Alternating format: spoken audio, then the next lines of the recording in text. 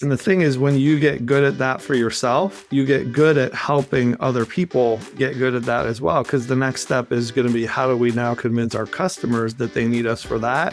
You can't do that if you think it's just a headwind. You'll never explore that. I'm Tiffany Souter, entrepreneur, wife, mom to 4 girls, and a woman figuring it out just like you. If you're tired of living a life of have to and finally ready to build a life of want to, then you're in the right place. Come on, let's go build your life of and.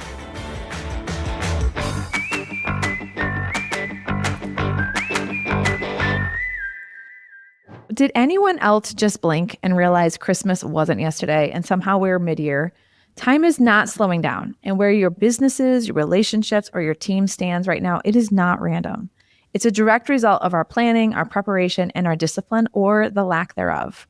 This year has been a massive year of change for me personally, figuring out how to prioritize my family differently, stepping down as CEO at the agency, leaning more into life of and looking at my life and seeing where is there traction and where is there not the traction that I, quote, want there to be, really made this post that Brian put on LinkedIn hit me square in the eyes. And here's what it said.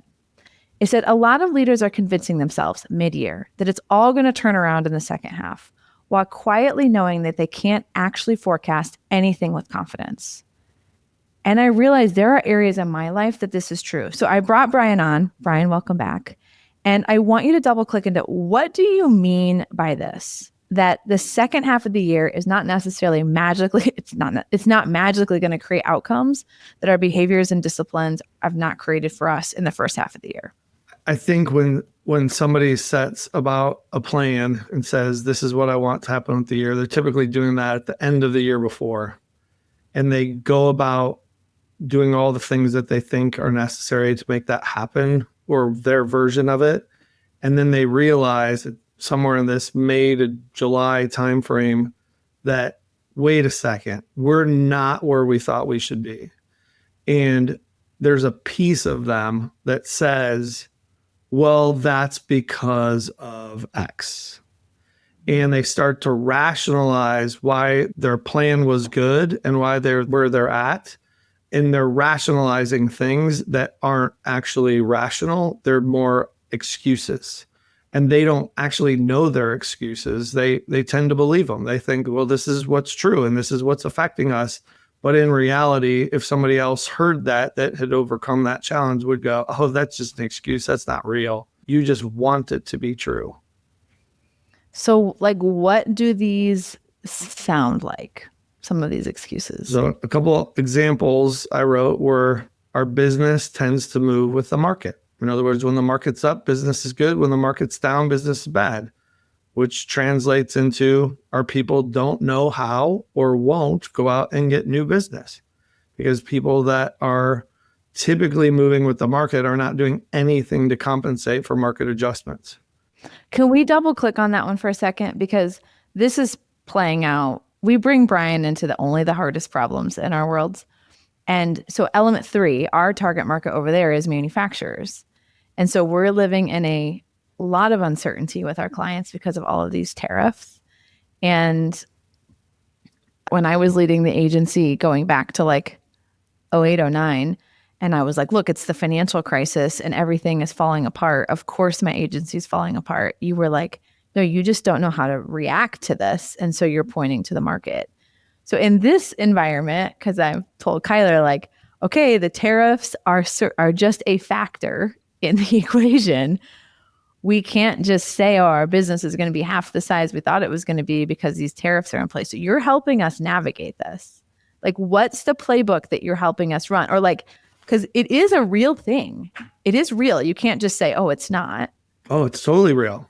But what it's not seen at is, where is the opportunity? Where is the good in this? Where do we now fit? I mean, if your target market is struggling with rising costs that are not in their control, and I would argue they can't do anything about it because all the things that the tariffs are increasing domestically, they're raising their prices too, because they know they're the only solution.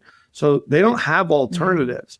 Now it's the perfect time to go, Do you want help navigating this? Do you want help compensating this? Do you want help how we're messaging your dealers and your customers and all those things?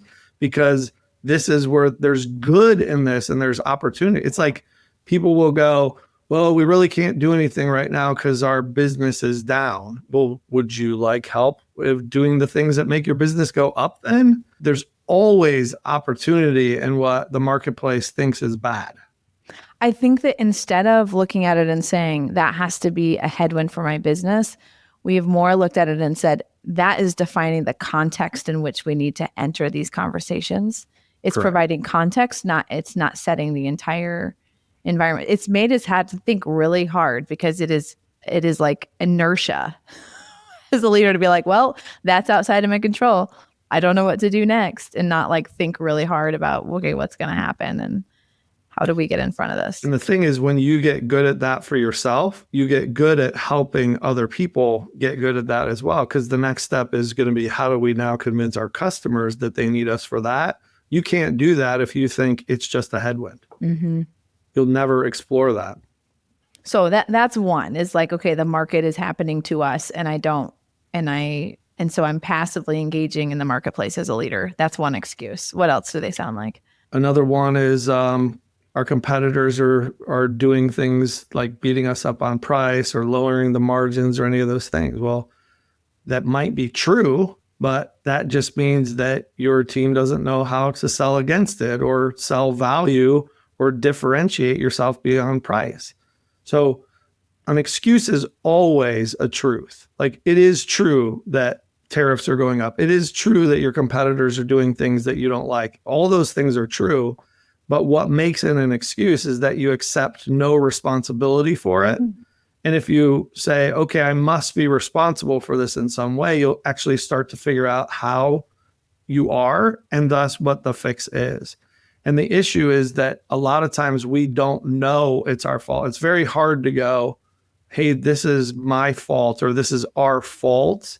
Because if I don't have the skills or the knowledge for how to overcome it, it's a big reach to say that's on me. Mm-hmm. So you just said an excuse is always true. Yes. Or there's roots of truth in it. Yeah.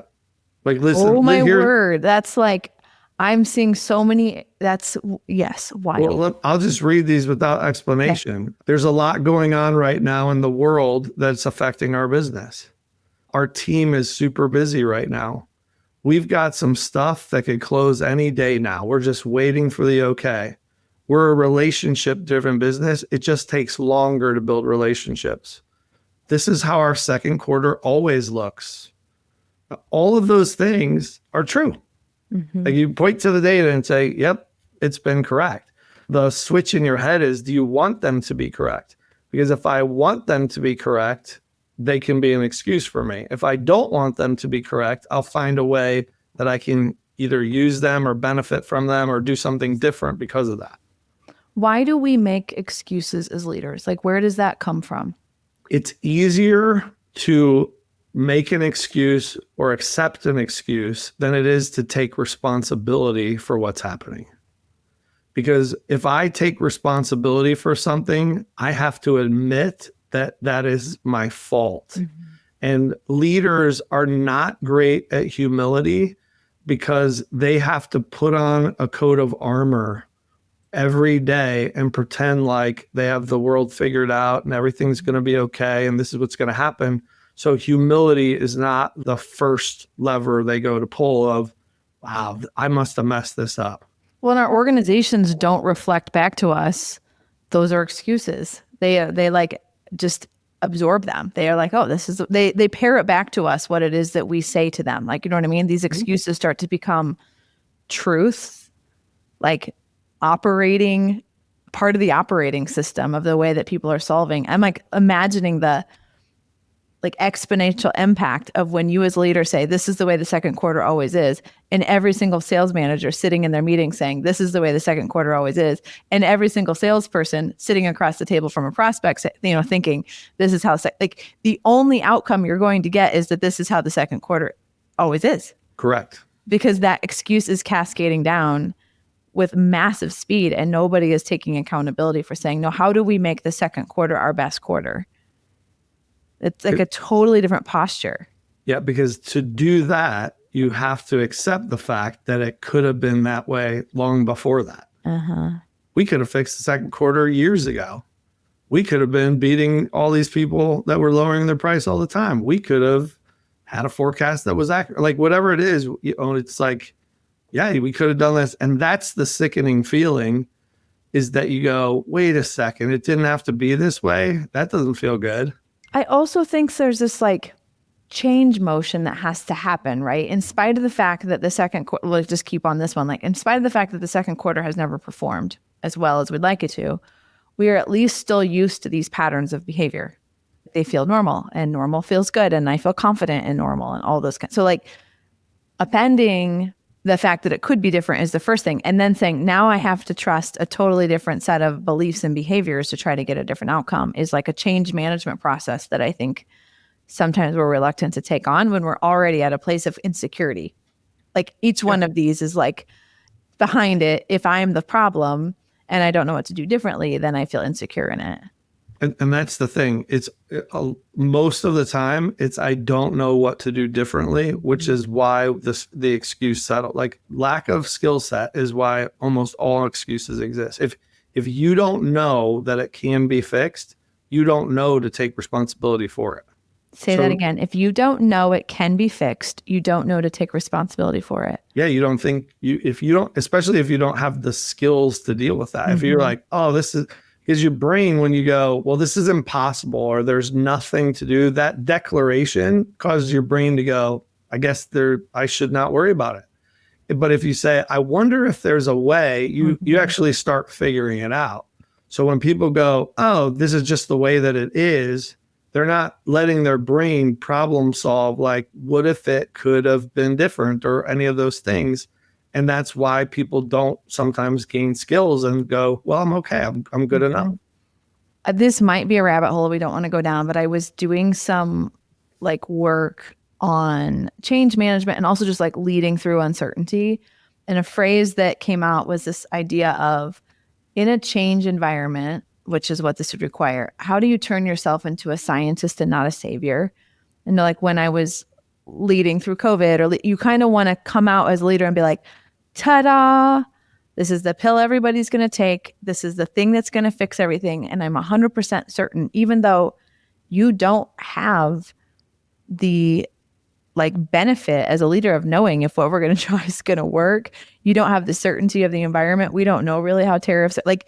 And so instead of mentally being like, I have to be the savior for the entity, it's like, no, I have to be a scientist that is testing very strategically little bets and little plays so that we can start to get some market feedback on some new ideas. And internally what happens to me when I think about myself being a scientist in a season of change as a leader versus having to have the deck that is perfect with the answer, does that mindset at all play into this of like having the confidence to test some new things and stop making excuses, like kind of the savior versus scientist paradox, or is that not the same topic? No, it's the same thing, because in that case of I'm going to do experiments to see is acknowledging I don't know. So let me see what's possible. Let me go into curious or exploration mode and see that. Like one of the key ingredients to having ambition is curiosity. And so if I'm curious, like, I wonder what would happen if I did this or did this, that fuels that of, oh, okay, we can go down a different path. But if you listen to excuses or accept excuses stop all of your ambition. You just go into acceptance mode and say, it is what it is. There's nothing that I can do. We're just stuck. These excuses are not your fault. Yeah, because if you don't, if you don't have the skill, like if I say, we're a relationship driven business, it just takes longer in our industry. If you think that is true in your business, you're going to make that happen. But if I said, well, there's a skill where you can accelerate relationships so quickly that you can cut your time down to 10, 15%, you would go, really? I'm in. But if you don't even know that that's a possibility, you don't know to say, hey, we should be better at this. You just go, it is what it is. That's exactly kind of what played out with Kyler and I. We went to New York City for a couple of days and we're at a conference, and it was like, in the first quarter, we were literally there the day that the tariffs like got announced. And it's like, okay, the market just, it was like the second worst day since World War II. We've got all these huge manufacturing clients. We spent the last 2 years, trying to really build our expertise and competency in this market. And it's like, we went whole hog on this thing. And I was like practicing believing, not giving up on our plan this year. I was like, we have 2 days in another city to practice our belief that this year can still be a year of growth, can still be a year of performance for the business, can still be a year where people are getting, promotions. Like this can still be that year. We have to practice believing that. And then we have to call Brian when we get home to help us with the skill set, which is what you were just saying of like, okay, I'm practicing believing it. So that's me activating around how am I complicit in this? What are we doing? But we don't know what to do differently. Like that was in fact true because we kind of played all the cards that we knew to play. And so it's like, how do we do this differently? That's correct. But you used the word, you said, I wanted to believe that the plan was still there. So the plan is what you changed. The goal and the objective did not change. So this whole idea of we're stuck in the mid-year point is that people are saying, well, I'm just going to stay on the same plan because that's what I based my goal on, instead of going, well, my plan's not working like I thought, but my goal is still important. So I think I have to change my plan. That's the pivot that a lot of people don't make until it's too late. Yeah, that is a critical distinction because you're exactly right. We were like, we want to hold to the goal. We had no belief in our plan. Correct. What's still going to get us there. Yeah, like those market motions, those things where like I think those are going to be like 18-month long sales cycles, and that's not going to work for what the business needs. Very true. How can we learn to feel or like develop a radar for our like internally as leaders if we don't have people around us who are going to say, hey, those sound like excuses?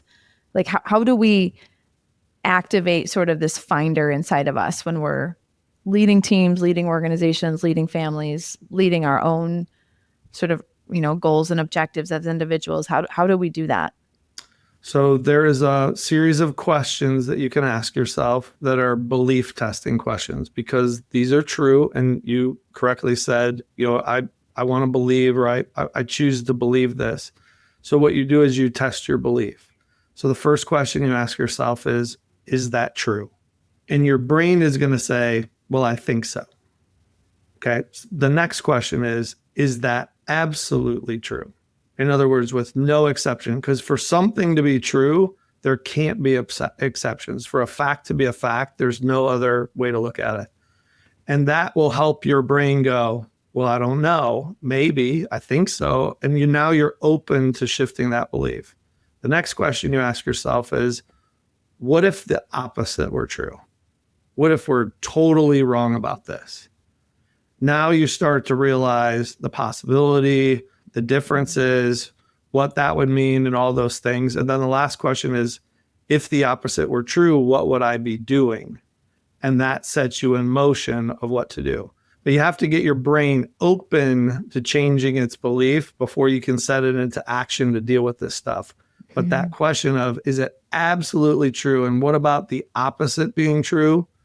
Really causes you to step back and say, well, wait a minute, let me look around. Let me open to this possibility that might not be right. You've also trained me, and this was a very helpful framing. So again, a little bit adjacent to this, but like you would tell me like, okay, Tiffany, coming into 2025, you really need to try to have your year sold by like July, because the late third quarter is really about generating demand and sales for 2026.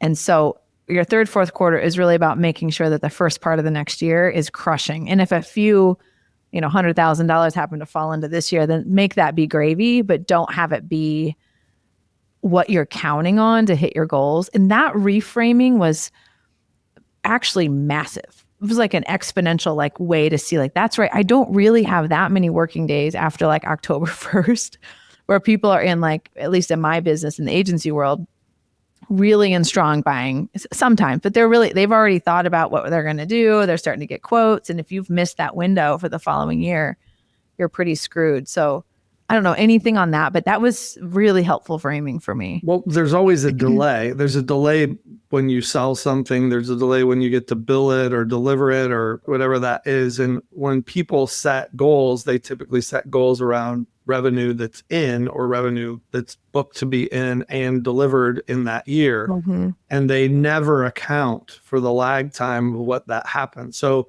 even if it's 30 days from I got business to I shipped it, well, now that just puts you at November is your last month. Or but anything longer than that, or any long-term engagement or anything like that, I got to get way ahead. Mm-hmm. So if you're sitting in your year going, I'm behind, you're probably behind, legit.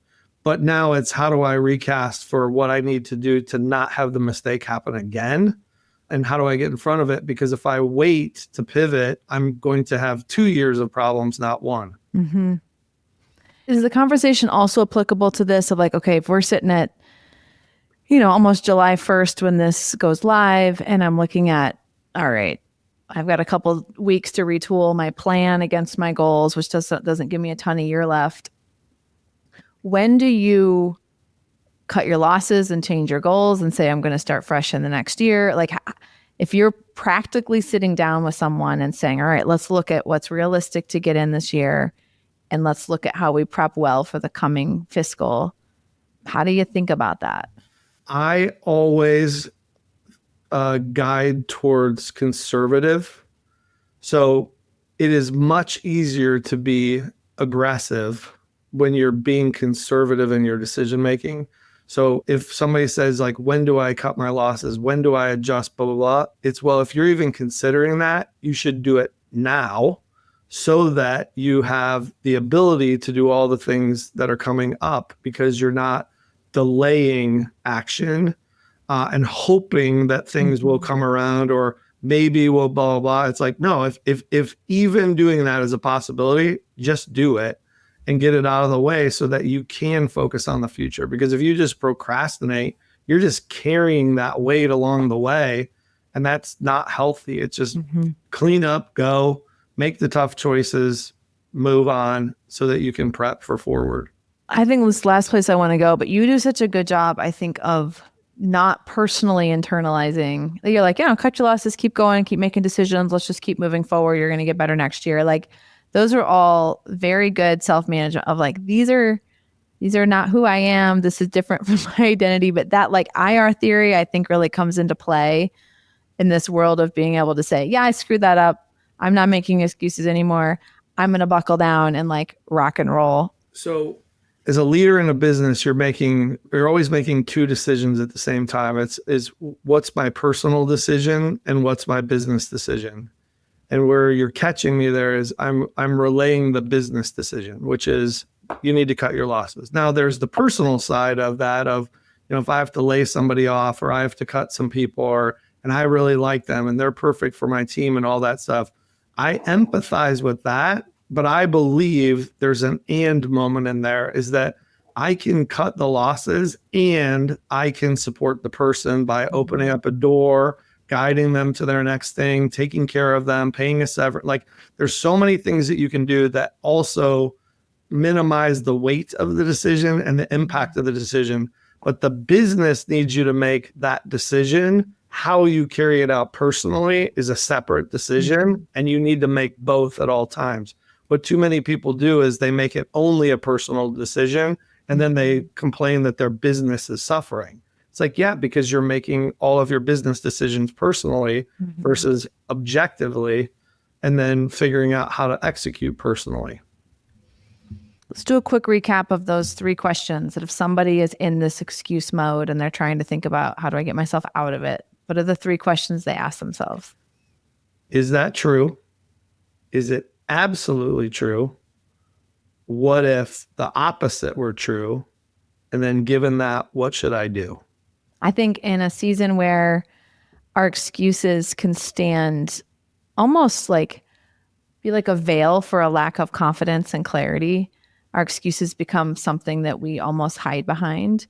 The like clarity and empowerment and agency over the things that you have, the opportunities in front of you, the people you lead, the agency that comes from asking those 3 questions is super empowering. So thank you, Brian, for always bringing some truth to us, for helping us look really crisply at today so that we can have a strong end to the year and have the courage, if we need to, for our goals to have different plans that are informed with a new level of humility and clarity. So thanks for coming on.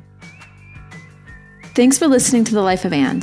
This is your weekly reminder to keep making bold choices, saying clear yeses, and holding space for what matters most. As always, if you like this episode, I'd love for you to drop a review and share it with your friend. It's the fastest way that we can grow the show. Thanks for joining us. I'll see you next time.